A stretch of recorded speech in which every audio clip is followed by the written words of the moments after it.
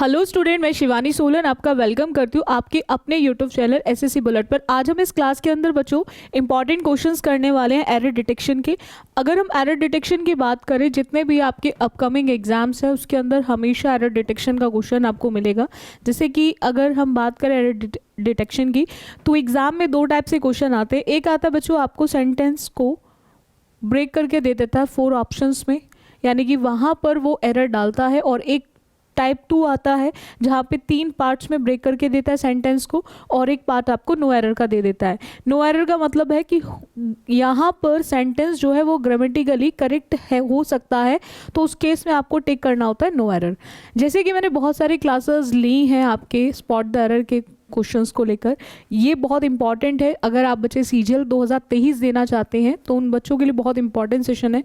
करेंगे discuss questions को। We talked about writing a will, but it was one of those things you never get around to doing. आपको check करना है कि यहाँ पर was one of those thing you never में error है, या get around to doing में एरर है, या we talked about writing a will but it पे एरर है। आप बच्चे एक चीज़ ध्यान रखेंगे, ये मैंने गोल्डन रूल में भी आपको बहुत बार कराया हुआ है कि जब भी आपको बच्चों, जब भी आपको वन ऑफ मिलता है तो वन ऑफ के बाद आप बच्चे हमेशा ध्यान रखेंगे, सबसे पहला पॉइंट, वन का मतलब होता है काउंटेबल। वन का मतलब होता है काउंटेबल। तो आप बच्चे ध्यान रखेंगे काउंटेबल नाउन आएगा, काउंटेबल नाउन आएगा।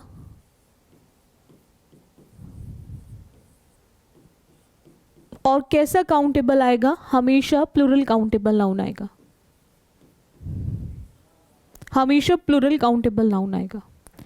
एग्जाम में क्वेश्चन इस पे बहुत बार आ जाता है। यहाँ पर भी सेम चीज़ है, हमें वन ऑफ के साथ थिंग दे दिया है, और हमें ध्यान रखना है हमें हमेशा पीसीएन का यूज़ करना है। हम यहाँ पर थिंग नहीं, किसका यूज़ करेंगे? थिंग्स का। किसका यूज़ करेंगे बच्चों? थिंग्स का। और उसी के बेसिस पे हमारा जो आंसर ऑप्शन होगा वो फर्स्ट होगा, हमारा जो आंसर ऑप्शन होगा वो फर्स्ट होगा। इतना क्लियर हो गया आप सभी को? नेक्स्ट आते हैं बच्चों। The presidential election turned out to be one of the biggest landslide in history. Again same point है, वन ऑफ को लेकर क्वेश्चन आ रखा है। आपको ध्यान रखना है जब भी वन ऑफ है तो वन ऑफ के साथ हम बिगेस्ट लैंडस्लाइड नहीं, लैंडस्लाइड्स का यूज़ करेंगे, लैंडस्लाइड्स का यूज़ करेंगे, बिकॉज हम हमेशा पीसीएन फॉर्म में यूज़ करेंगे। तो यहाँ पर land slides will be the correct one, land slides will be the correct one. Same previous question की तरह ये भी क्वेश्चन है, वन ऑफ के बाद हमेशा पीसीएन आता है, और पीसीएन के साथ हम एस और एस का यूज़ करेंगे। ठीक है,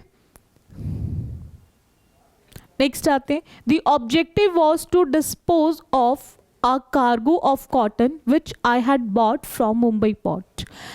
अब देखो जरा, आप सभी बच्चे बहुत ध्यान से देखेंगे क्वेश्चन को कि यहाँ पर एरर किस पार्ट में है। अगर हम डिस्पोज की बच्चों बात करते हैं, अगर हम डिस्पोज की बात करते हैं तो आप बच्चों को ध्यान रखना है कि डिस्पोज के साथ कौन सा ऑफ आता है। अगर हम डिस्पोज की बात करें तो डिस्पोज के साथ कौन सा ऑफ आता है। अब यहाँ पर डिपेंड होता है, हम एक कार्गो कॉटन की बात कर रहे हैं, जिस चीज़ के लिए, इसमें आपको एक ध्यान रखना है एक पॉइंट को, अगर हम किसी भी चीज़ से बचने की बात करते हैं, किसी भी चीज़ से हम चाहते हैं कि हम बच जाएं, छुटकारा पाना चाहते हैं, तो कहीं ना कहीं यहाँ पर भी वही है जो उसने खरीदा फ्रॉम मुंबई पोर्ट। तो वो उस केस में आप डिस्पोज के साथ ओ डबल एफ नहीं, उस केस में आप ओ सिंगल एफ का यूज़ करेंगे, ओ सिंगल एफ का यूज़ करेंगे। उस केस में आप कभी भी, जब रिलीज़ होने की बात होती है बच्चों, जब रिलीज़ होने की बात होती है तो उस केस में आपको ध्यान रखना है आप डिस्पोज के साथ सिंगल एफ का यूज़ करते हैं, डिस्पोज के साथ आप सिंगल एफ का यूज़ करेंगे। इतना क्लियर हो गया आप सभी को? नेक्स्ट आते हैं। The credit for organising the successful event was given to both Neha and I. मैंने यहाँ बच्चों को बहुत बार ये गोल्डन रूल भी कराया हुआ है और बहुत बार समझाया भी है, बहुत बार आता है कि हम बात कर रहे हैं यहाँ पर नेहा और आई की, ठीक है, हम बात कर रहे हैं यहाँ पे नेहा और आई की। अब किसको दिया गया, गिवन टू, गिवन के साथ क्या लिख रखा है, टू। तो यहाँ पर आपको ध्यान रखना है जब भी हम बात करते हैं प्रेपोजिशन के साथ, तो प्रेपोजिशन के साथ हम हमेशा ऑब्जेक्टिव केस का यूज़ करते हैं। प्रेपोजिशन के साथ हम हमेशा ऑब्जेक्टिव केस का यूज़ करते हैं, वो चाहे बच्चों आपका नाउन हो या फिर नाउन को रिप्लेस करने वाला प्रोनाउन हो। आप बच्चे हमेशा ध्यान रखेंगे, चाहे आपका नाउन हो या नाउन को रिप्लेस करने वाला प्रोनाउन हो, आप हमेशा वहाँ पर यूज़ करेंगे ऑब्जेक्टिव केस ऑफ प्रोनाउन को, हमेशा वहाँ यूज़ करेंगे ऑब्जेक्टिव केस ऑफ प्रोनाउन को। तो यहाँ पर आप नेहा इज़ अ नाउन, किसी का नाम है, और नाउन के साथ केस क्या आता है कि नाउन का सब्जेक्टिव एंड ऑब्जेक्टिव सेम होता है, नाउन का सब्जेक्टिव एंड ऑब्जेक्टिव सेम होता है, नाउन का सब्जेक्टिव एंड ऑब्जेक्टिव हमेशा सेम होता है। नेहा सब्जेक्टिव भी है और नेहा ऑब्जेक्टिव भी है, नेहा सब्जेक्टिव भी है और नेहा ऑब्जेक्टिव भी है। लेकिन जब हम बात करते हैं प्रोनाउन की, जब हम बात करते हैं प्रोनाउन की, तो वहाँ पर आपको ध्यान रखना है प्रोनाउन के सब्जेक्टिव और ऑब्जेक्टिव केवल 3 के सेम होते हैं। एक आपका यू सब्जेक्टिव भी है, यू ऑब्जेक्टिव भी है। एक आपका इट सब्जेक्टिव भी है और इट ऑब्जेक्टिव भी है। और एक आपका वन सब्जेक्टिव भी है और ऑब्जेक्टिव भी है। लेकिन अगर हम आई की बात करें तो आई का जो ऑब्जेक्टिव होता है वो मी होता है। तो यहाँ पर आई के बेसिस पे आप इजीली टिक कर सकते हैं सेकेंड वन को, और यहाँ पर आप आई की जगह जो यूज़ करेंगे वो मी यूज़ करेंगे, आई की जगह जो यूज़ करेंगे वो मी यूज़ करेंगे। इतना क्लियर हो गया आप सभी को? आई की जगह जो यूज़ करेंगे वो मी यूज़ करेंगे। यहाँ तक डाउट है किसी को? नेक्स्ट आते हैं बच्चों। Although people had been on watch and the watchkeepers were very tired, everyone were up and buzzing. देखो, अगर हम बात करें यहाँ पर everyone की, everyone मतलब वन, और ग्रामर का सीधा सा एक रूल है सब्जेक्ट वर्ब एग्रीमेंट को लेकर कि जैसा सब्जेक्ट होगा वैसे ही वर्ब होगी, जैसा सब्जेक्ट होगा वैसे ही वर्ब होगी।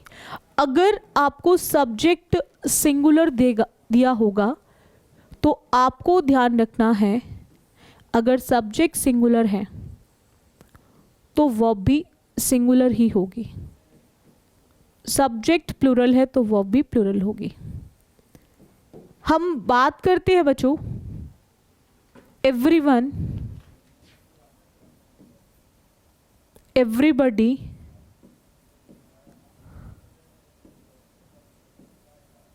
someone, somebody,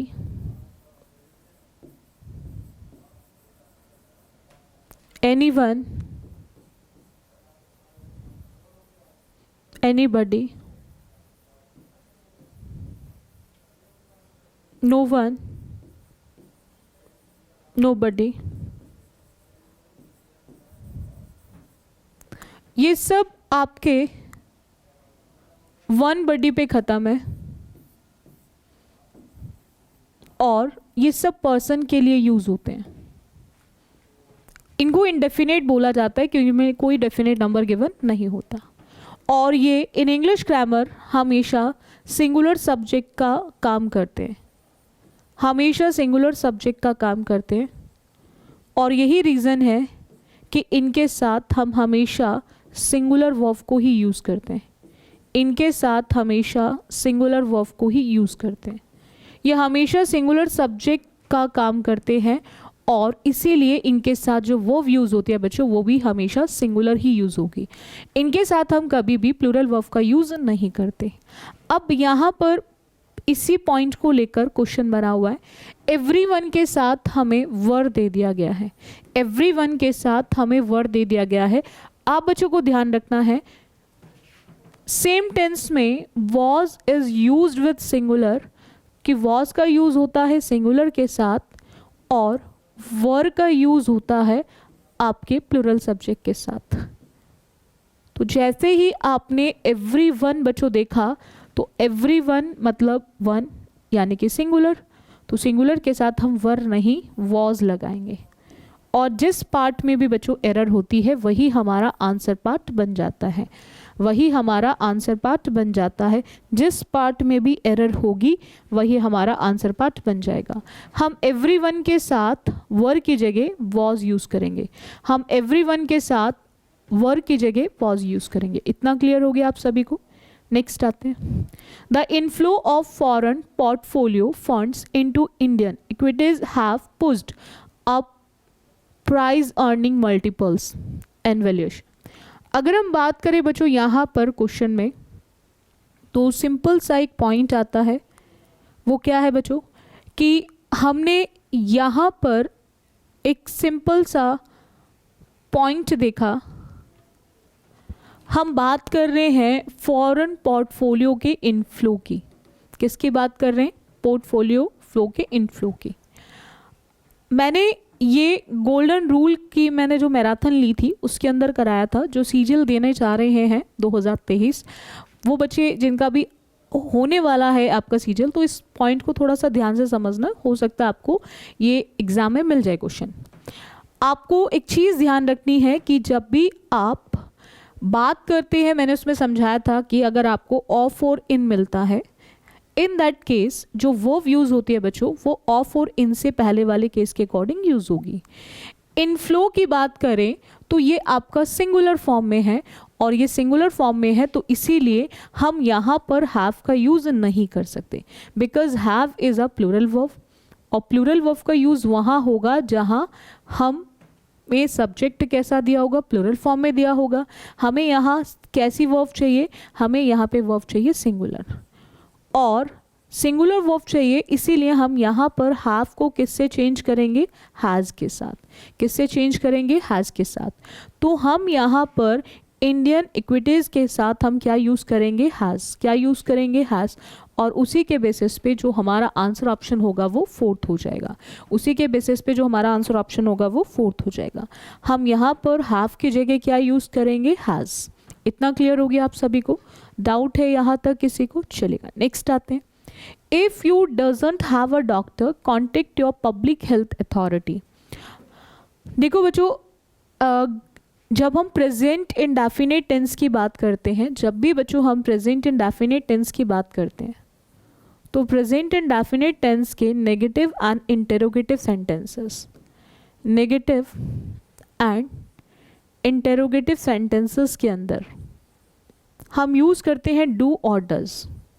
जहाँ भी सेंटेंस आपको नेगेटिव दिया हो या फिर इंटेरोगेटिव दिया हो, तो वहाँ पर अगर आपको सब्जेक्ट सिंगुलर दिया है तो आपको ध्यान रखना है वहाँ पर आप डज का यूज़ करेंगे, और अगर सब्जेक्ट आपको प्लूरल दिया है तो वहाँ पर आपको डू का यूज़ करना है। And with do and does हम हमेशा यूज़ करते हैं वर्ब की फर्स्ट फॉर्म। अगर मैं यहाँ पे बात करूँ सिंगुलर सब्जेक्ट की, तो सिंगुलर सब्जेक्ट होते हैं हमारे ही, शी, इट या सिंगल पर्सन का नाम। और अगर मैं प्लूरल सब्जेक्ट की बात करूँ तो वो होते हैं हमारे you, we, they and I. और एक से ज़्यादा पर्सन की बात करें तो वो भी as a plural subject use होता है। ठीक है, हमने यहाँ पर क्या देखा बच्चों? यू। हमने क्या देखा बच्चों? यू। तो यू जो है वो हमारा कैसा सब्जेक्ट है? प्लूरल। और प्लूरल सब्जेक्ट क्या लेकर आता है? डज या डू। तो प्लूरल सब्जेक्ट लेकर आएगा डू, क्योंकि डज वहाँ पर आता है जहाँ सब्जेक्ट कैसा होता है बच्चों? सिंगुलर। डज वहाँ पर यूज़ होता है बच्चों जहाँ सब्जेक्ट कैसा होता है? सिंगुलर। तो आपको ध्यान रखना है, सिंगुलर सब्जेक्ट होगा तो आप डज का यूज़ करेंगे, लेकिन अगर सब्जेक्ट प्लूरल है तो आप डू का यूज़ करेंगे। तो यहाँ पर पॉइंट सिंपल सा है, हमने इफ के साथ यू देखा तो यू को देखकर हमें एक चीज तो क्लियर हो गई है कि यू मतलब प्लूरल सब्जेक्ट। तो प्लूरल सब्जेक्ट के साथ हम कभी भी डज नहीं लगा सकते, तो यहाँ पर डजंट नहीं डोंट होगा। क्या होगा? डोंट। और हैव वर्ब की फर्स्ट फॉर्म है, हैव वर्ब की फर्स्ट फॉर्म है। हैज़ और हैव जो होती है वो वर्ब की फर्स्ट फॉर्म होती है, और हैड जो होती है वर्ब की सेकेंड और थर्ड फॉर्म होती है। तो यहाँ पर हमें डजंट की जगह क्या लिखना पड़ेगा बच्चों? डोंट। और इसी के बेसिस पे जो हमारा आंसर ऑप्शन होगा वो फोर्थ हो जाएगा, क्योंकि जिस पार्ट में भी एरर होगी वही हमारा आंसर पार्ट बन जाएगा। जिस पार्ट में भी एरर होगी वही हमारा आंसर पार्ट बन जाएगा। इतना क्लियर हो गया आप सभी को? डाउट है यहाँ तक किसी को? नेक्स्ट आते हैं।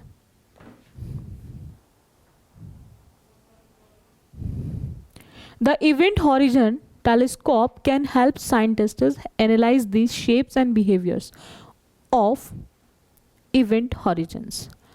आपको चेक करना है कि क्या किसी भी पार्ट में कोई भी एरर है या फिर नहीं।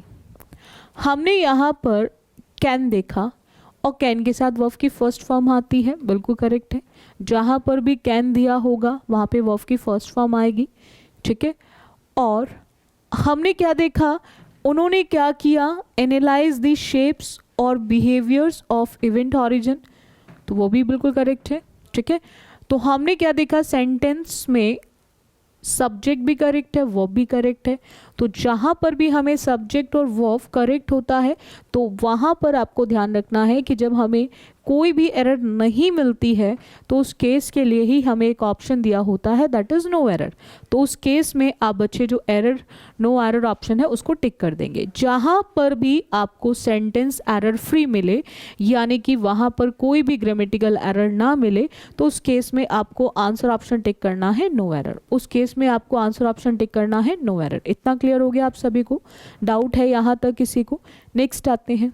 More than 40% of the world's population lives in regions where water has becoming increasingly scarce. अब पॉइंट क्या आता है कि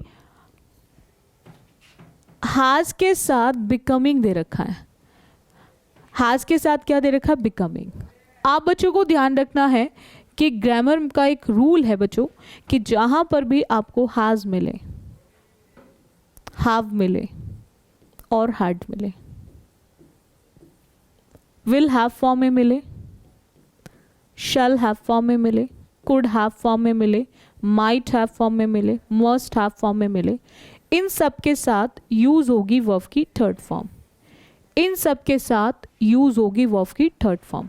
जहाँ पर भी हैज़, हैव और हैड या will have, shall have, could have, might have, must have, इन सब के साथ यूज होगी वर्ब की थर्ड फॉर्म। अब यहाँ पर हमें हैज़ के साथ क्या दे दिया? बिकमिंग दे दिया है। हैज़ के साथ क्या दे दिया? बिकमिंग। तो आपको यहाँ पर ध्यान रखना है बिकमिंग आईएनजी का यूज़ नहीं होगा। कम में बच्चा बहुत कंफ्यूज होता है। कम की first form come and second form होती है बच्चों केम एंड थर्ड फॉर्म होती है again come. Same rule become का भी है। Become, became and again become. Become का भी सेम केस होता है। बिकम की केवल सेकेंड फॉर्म बिकेम होती है और थर्ड फॉर्म अगेन बिकम हो जाती है। तो यहाँ पर आप हैज़ देख रहे हैं और हैज़ के साथ आईएनजी कभी भी यूज़ नहीं होता, क्योंकि हैज़, हैव और हैड का यूज़ होता है बच्चों एक परफेक्ट एक्शन को बताने के लिए।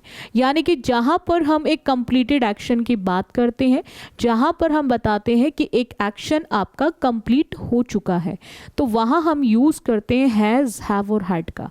वहाँ पर हम यूज़ करते हैं हैज़, हैव और हैड का। तो यहाँ पर हम एक कंप्लीटेड एक्शन की बात कर रहे हैं। कंप्लीटेड एक्शन की जब बात कर रहे हैं तो वहां पर बिकमिंग की जगह हम लिखेंगे बिकम। बिकमिंग की जगह क्या लिखेंगे बच्चों? बिकम। तो यहाँ पर हमारा जो आंसर ऑप्शन हो जाएगा वो फर्स्ट हो जाएगा। इतना क्लियर हो गया आप सभी को? डाउट है यहाँ तक किसी को? तो हम यहाँ पर जो लिखेंगे वो लिखेंगे बिकम। नेक्स्ट आते हैं, एक और क्वेश्चन देखेंगे। हैव क्रिएटेड हैवोक एंड, अगर हम बात करें यहाँ पर फायर, यानी कि कैसा सब्जेक्ट हुआ? सिंगुलर। कैसा सब्जेक्ट हुआ? सिंगुलर। तो क्या हम सिंगुलर सब्जेक्ट के साथ हैव का यूज़ कर सकते हैं बच्चों? हैव कैसी वर्ब है? प्लूरल। हमें वर्ब कैसी चाहिए? सिंगुलर। हमें बच्चों वर्ब कैसी चाहिए? सिंगुलर। तो यहाँ पर हम हैव की जगह सेम टेंस में यूज़ करेंगे हैज़। हैव की जगह सेम टेंस में यूज़ करेंगे हैज़, और उसी के बेसिस पे हमारा आंसर ऑप्शन हो जाएगा फर्स्ट। क्रिएट वर्ब की फर्स्ट फॉर्म होती है एंड क्रिएट की second and third form created होती है। क्रिएटेड, फर्स्ट फॉर्म क्रिएट और सेकेंड एंड थर्ड फॉर्म होती है क्रिएटेड। तो आपको ध्यान रखना है यहाँ पर हम हैव की जगह क्या लिखेंगे? हैज़, और क्रिएटेड ऑलरेडी करेक्ट है, तो हमारा जो आंसर ऑप्शन हो जाएगा वो फर्स्ट हो जाएगा, दैट इज हैव की जगह हैज़। इतना क्लियर हो गया आप सभी को? डाउट है यहाँ तक किसी को? आई होप आप सभी स्टूडेंट को पॉइंट्स क्लियर हो गए होंगे, और रेगुलर आप बच्चे क्लासेस को अटेंड करो, रेगुलर क्लासेस लो एसएससी बुलेट पर। और जितने भी स्टूडेंट सीजीएल देने जा रहे हैं, तो जिन स्टूडेंट का 17 में सीजीएल है, तो वो बच्चे थोड़ा सा अच्छे से तैयारी करें। और थोड़ा सा लास्ट मोमेंट पे मैं आपसे ज़रूर बोलूँगी, थोड़ा प्रैक्टिस पार्ट पे ध्यान दो। अब नया सीखने पे फोकस ना कर कर जो सीख लिया उसी को प्रैक्टिस में लेकर आओ, और बहुत ही शांत दिमाग के साथ चीज़ों को करना है। पजल्ड बिल्कुल भी नहीं होना है। पजल्ड हम वहीं पर होंगे जहाँ पर हम चीज़ों को ज़्यादा से ज़्यादा कवर करने की कोशिश करेंगे। तो जितना भी हो गया है बच्चों का, उस पर प्रैक्टिस करो। अब नया मत सीखो एंड मोमेंट पर आकर, ठीक है? और अच्छे से प्रैक्टिस करो और अच्छे से एग्ज़ाम दो। और बाकी जिन स्टूडेंट ने अभी तक चैनल को सब्सक्राइब नहीं किया, वो सभी बच्चे चैनल को ज़रूर सब्सक्राइब कर लें, ताकि आपको हर क्लास का नोटिफिकेशन मिल सके और कोई भी क्लास आपकी मिस ना हो और आप हर क्लास को अटेंड करें, ठीक है? सो आज के लिए इतना रखें। So thank you student for the session. बाकी करते हैं हम नेक्स्ट क्लास में।